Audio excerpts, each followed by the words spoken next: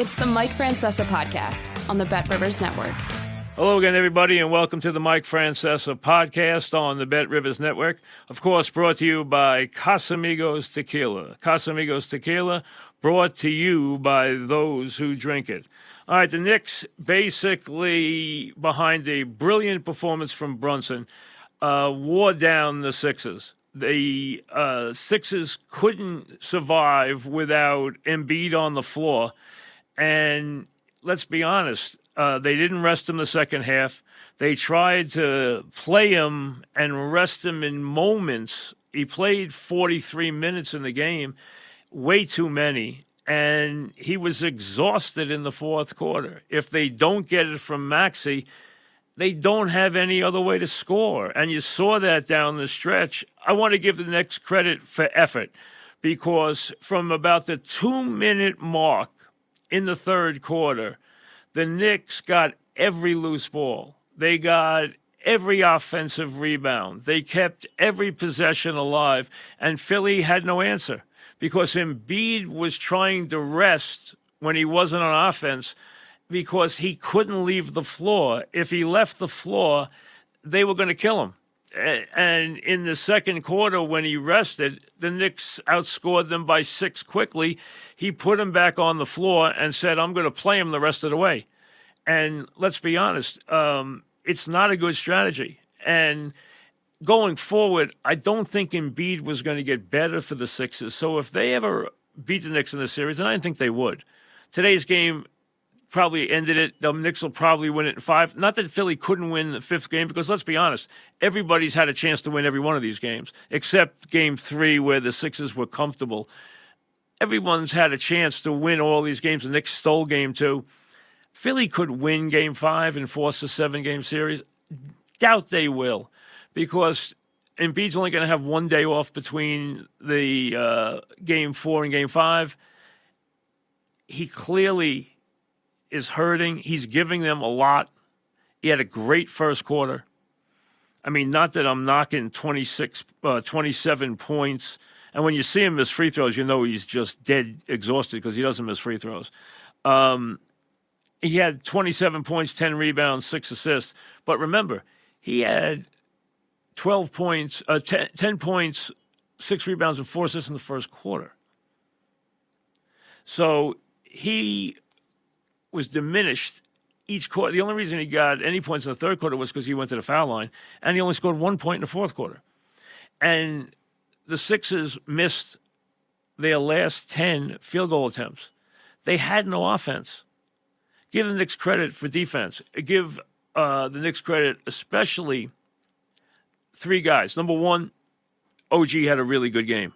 He scored 16 points. He didn't hit 3, but he made baskets. He got inside. He had 14 rebounds. He had 3 block shots, and he actually guarded Embiid sometimes.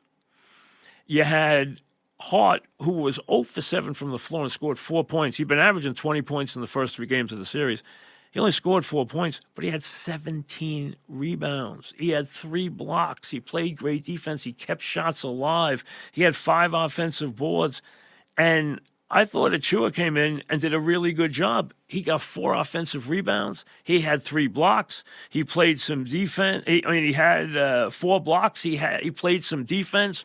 He kept shots alive. He didn't make any shots, but I thought he came in and played really meaningful minutes. He played 19 minutes, did a heck of a job once Hartenstein got in foul trouble. So they got it from those guys, and then Brunson had the big game. Yeah, he took 34 shots, but he scored 47 points. He got 9 from the foul line. He was only 2 of 8 from 3, but he was 18 of 34 from the floor, and he had 47 points and 10 assists. It was a great game. It's a Knicks all-time record. And they had trouble dealing with him, and he's figured out how to slow-mo them. He's figured out how to get them in hesitation, then get the mismatch and the slide in the lane. He's done a good job of countering what they did in games 1 and 2. What they've done is when they put size on them and that guy guards them close, they come in with a hard screen and then they don't recover fast enough to get the position that they need to play him in the paint. So he gets the edge as the guy comes in late off the switch, and he gets him on his side, and then he's either got him for a foul or he's got the shot off. So he's done a nice job with that, and that allowed him to pick up a whole bunch of points. He was hot for a change, and a classic game. He had 2 good games in Philly after 2 nightmares in New York, and now the Knicks have a 3-1 lead without Robinson. Bogdanovich with the ankle, we don't know how long he'll be out. But the Knicks would like to wrap this up in 5, and the next series is going to be an easier series because, let's be honest, this has been the best series of the first round by far. It's been incredibly competitive. I know Orlando-Cleveland's 2-2. This series, though, 3 of the 4 games could have gone either way. Philly won Game 3 soundly. Knicks stole Game 2, so now they have a 3-1 lead. And listen, they've gotten a lot out of Embiid considering the fact he's not nearly healthy. He's clearly playing on one leg. He even said before the game he has no confidence in that leg. It's amazing what he's done. And I'm not saying he's through yet in the series because he could put up 40 the next game. But they need somebody else to score. They got some points out of Oubre, but he's not a scorer. Maxey needs to have a 30-point game for them to win. And they've made it harder and harder on him. He's been impulsive at times. Not that he can't score. I mean, he went out and he got 23 points. It's a good performance. But they need more because they don't have anybody giving them that extra oomph. They're not getting it from Payne. They're not getting it from Hield. They're not getting it from Batum. They're not getting it from Harris. Harris gave him a good first quarter. He had 8 points. He wound up with 10 in the game, and he missed shots that he should have made in the fourth quarter. Lowry's playing 33 minutes because they need his guile, but he can't score. He's an old man. So they don't have any other scoring while the Knicks get it in pieces. They got it from Oubre. They got 13 from McBride. They got a couple of big threes from Dante. Dante scored 8 points, but he scored them all in a row. He scored them all when they needed a run. You know, the Knicks were down 10, and Philly came down 2 straight trips and had unforced errors. They threw the ball away. They threw it away 3 out of 4 attempts, and 2 of them, it wasn't the Knicks defense. It was just sloppiness. And those turnovers killed them. They had a chance in the third quarter to really distance themselves, to put that game away, and they didn't do it. And they let the Knicks back in. And then right in that spot when the Knicks made their comeback, Brunson scored 7 straight points. And that got the Knicks close. Knicks wound up with a lead at the end of the third quarter by 1. And let's be honest, Embiid was out on his feet in the fourth quarter. He scored 1 point. He missed free throws. He missed a layup. He couldn't even go up and dunk the ball on that play. I thought that play was for him to shoot a 3 in the corner, wide open. That's the best chance they had. He didn't take it. He took the ball to the basket and thought he got fouled. Maybe he did. But you know what? Normally, he jams that. He can't get off the floor. And he was exhausted in the fourth quarter. He wasn't rebounding. He was trying to keep his presence on the floor to give his team a chance. And Nurse knew that if I take him out, this game's going to explode. It did in the second quarter. They couldn't score with him off the floor. And that's how important he is to what they do. But he's not built right now to go 43 minutes. And you could see it in the fourth quarter. And you could see it down the stretch. If you went and charted from the 2-minute mark of the third quarter, the Knicks got every loose ball. They got every offensive rebound. I mean, play after play. And that was the difference. That was really the difference in the game, because the Sixers were still up 4 when Embiid made a 3 with 1:52 left. Brunson came down, made a 3. Embiid went to the foul line. He missed one. He made one. They're up 2. Dante got his deuce after making 2 big threes off an inbound from Brunson. Now they're tied at 74. Embiid goes to the foul line, makes a couple, and what happens? They make a basket at the end of regulation on a 3-point play by Brunson, and he gives them a 77-76 lead at the end of 3 quarters, and that was all she wrote.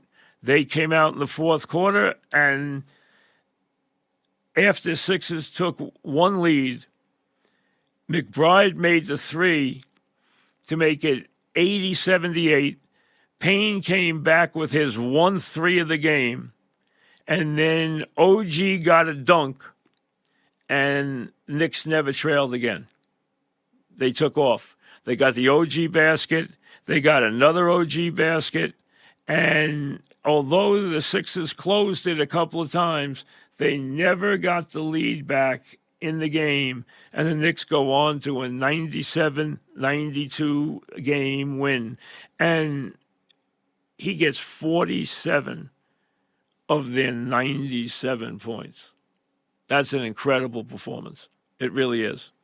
47-10, Knick record, first 40-10 game ever for a Knick. First broke Bernard King's 46, which is their scoring record in the playoffs. So Brunson went down and answered the critics down in Philly, went back home, 13 miles from the Villanova campus, and he had a big game 3 and a huge game 4. And now the Knicks come home and do not think the game's going to be any different than these games have been. It's going to be a close game. Embiid's going to be ready to play. Maxi's going to be ready to play. The Knicks aren't going to tattoo this team, but they'll find a way in Game 5, and they'll have won a hard-fought 5-game series. And in terms of intensity, this series has been like a conference final. This has been really good basketball. I mean, the fourth quarter wasn't pretty, but the first 3 quarters were great. Absolutely great. And give the Knicks credit, give the Sixers credit. This has been a heck of a series. The rest of the playoffs have been awful. Either they've been one-sided or they've been ugly. This has been terrific, competitive basketball between 2. Listen, if Embiid was healthy, 2 evenly matched teams, although Philly needs to reassess. They need a scorer off the bench in the worst way. The Knicks have a couple. McBride can score. Bogdanovich can score. They don't have anything they can count on. Payne should be able to score, but, they need more from Harris. They need something from Buddy Hield. Nothing. He's not even getting off the bench anymore. I mean, they just don't have the ability to help the big 2 out. And they didn't today, and they didn't in the fourth quarter. You can't ask 2 guys to score every time. That's hard to do. And today, they just didn't get it. And the Knicks wore them down, wore them out. That's the bottom line. They were hungrier. They were quicker to the ball. They had more options. They had more answers. And they were the more aggressive, livelier, fresher team at the end of the game. So kudos to the Knicks, up 3-1. They'll look to finish this on Tuesday night. For them, it'd be the best thing that could happen. Get a little rest, get on to the next round. And I think the next round is going to be very favorable. I just think it's going to be very, very good for them. Indiana, I love as a matchup, and it does not look like Milwaukee's got the answers physically. Doesn't look like the Freak's coming back. Lillard's hurt. Middleton's up and down. I know he had a great game 3. Indiana's going to win that series unless something dramatic happens in terms of health, and that should help the Knicks a lot. Really should. They should be able to get to the conference final. And if they can do that, it's going to be a lot of fun. Because they're not out of that series. But that's a long way off. There's a lot of work to still be done. But they've now taken the advantage that they needed. They got the game. There was a very good chance Philly could win today and make this a best of 3, probably a 7-game series. Now the Knicks have a chance to curtail that. So we got a lot going on. Big podcast tomorrow morning. We'll analyze the Jet draft, the Giant draft. Remember, we got the Derby later in the week. We got all the basketball. We'll check in on the Yankees and the Mets. So a lot to do. Enjoy your Sunday. Thanks for listening to the Mike Francesa podcast on the Bet Rivers Network.